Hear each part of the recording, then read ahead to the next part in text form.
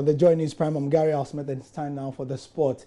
We begin in Cameroon, where the 2019 African Cup of Nations is getting closer. And as the host nation, as you know, they would have to be inspected a couple of times before the competition comes around. The CAF team are there to see things for themselves. Federation of African Football delegation is in the country inspecting venues ahead of the 2019 Africa Cup of Nations. On Monday, the inspection team were in Gawa in the north. They'll be in Cameroon until Thursday, when they'll conclude their visit in the capital, Yaoundé. Our first inspection team paid a visit back in January. Right. In Ghana, there's a lot of news trending having to do with Kwesi Nyantakyi. We'll deal with that in a jiffy, because earlier today, the Ghana Football Association announced through their disciplinary committee that they've handed one of their referees a lifetime ban. And today, actually, it was 1 year exactly today that Joseph Lamptey was given his ban by FIFA. And exactly a year after, the GFA have also banned Reginald Lathbridge for what they say was an incorrect match report. Here is a telling of the story by Nana Kwame Asamoah of our desk.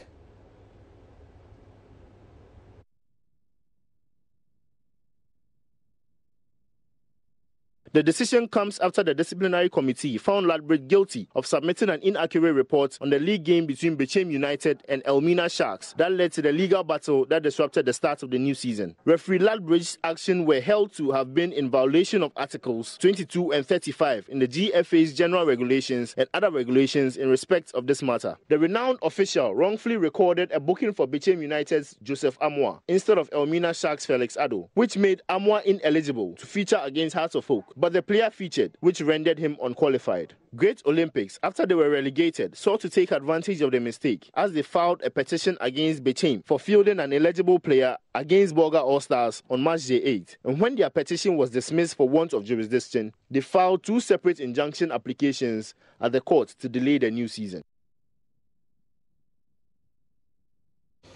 Meanwhile, the Ghana Football Association are saying, and they are telling us that they are introducing what they call match command centers. Now, these match command centers will be the places where refs will be able to file their match reports quickly after games. And it's worth noting that things like this have been the mainstay of major leagues around Africa and Europe for over 20 years. But Ghana is now following suit. Here's Kwesi Nyantakyi. The first thing I need to draw your attention to is the establishment of the Match Command Center.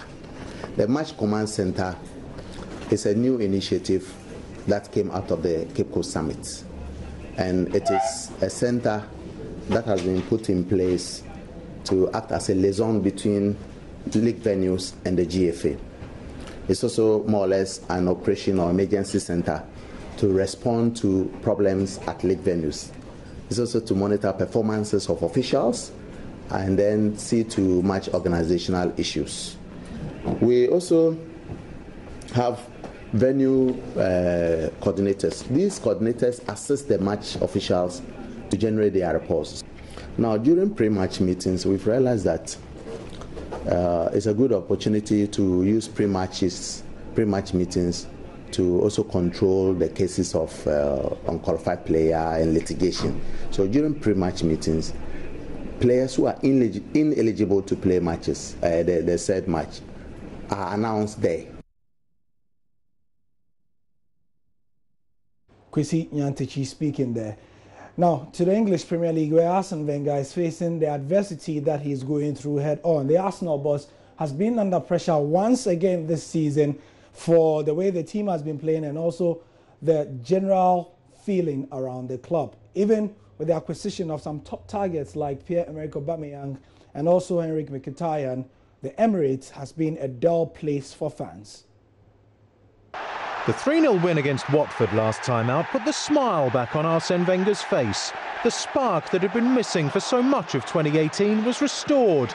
The strain had been eased after recent troubles had been keeping him awake at night. Yes, of course.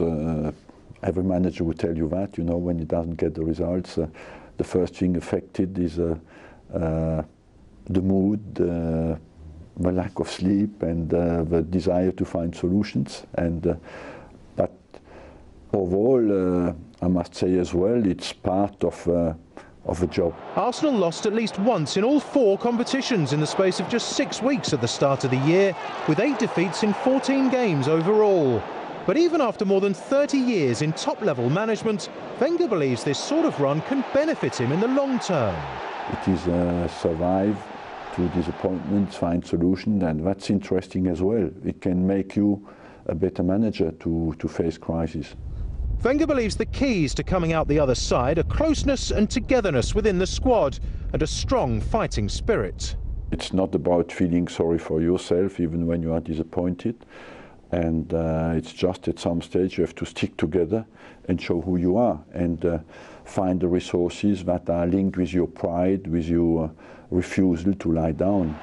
He's always tried hard to shift the pressure and scrutiny away from his players at tough times, rarely ever criticising them in public, always looking to shift the gaze and blame onto himself. Defeats hit him very hard, although winning alone isn't enough either. I want to win with style even, so it's very ambitious.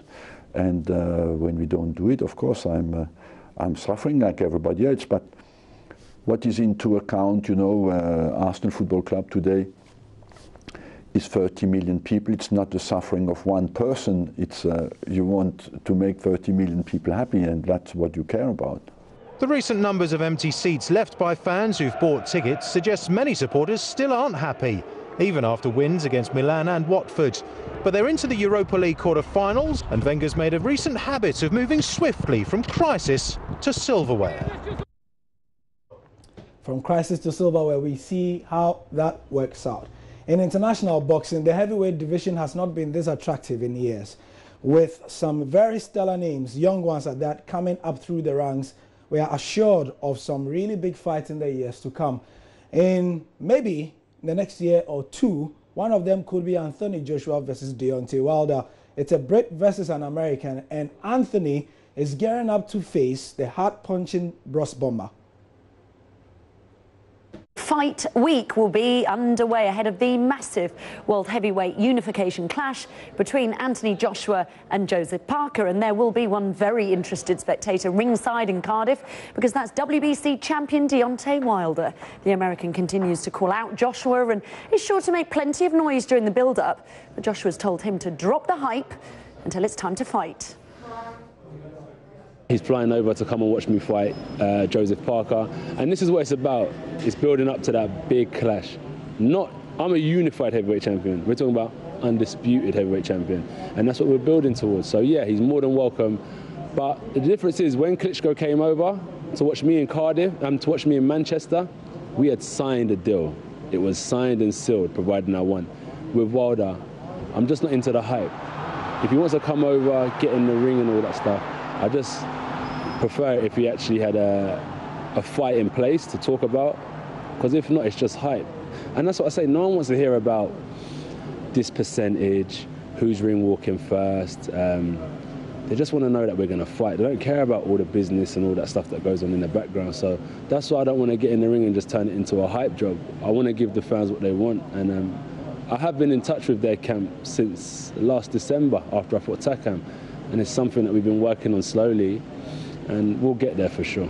But Parker first. Yeah, you know, and that's where my head's at. But I think even if, like, God willing I don't, I'll just say it as it is, even if I took a loss against Parker, God willing I don't, me and Wilder's a massive fight still. Me and Parker's still a massive fight in a rematch. Do you know what I mean? Because we're big hitters, we're big players in the game, and we're all dedicated. So, you know, even if Wilder took an L against Ortiz, me and him would have still got it on sometime in the future. So never worry, you know, one fight doesn't define us, because if it did, I would have been sitting back on the throne after that Klitschko fight.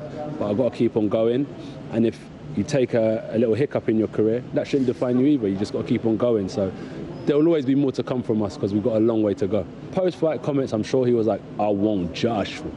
I want Joshua next. I'm WBC heavyweight. You know how it goes, isn't it? So I'm sure that's what he was saying, and it's not a matter of if we fight, it's just a matter of when we fight. Banter, always wanted, always needed, always part of boxing.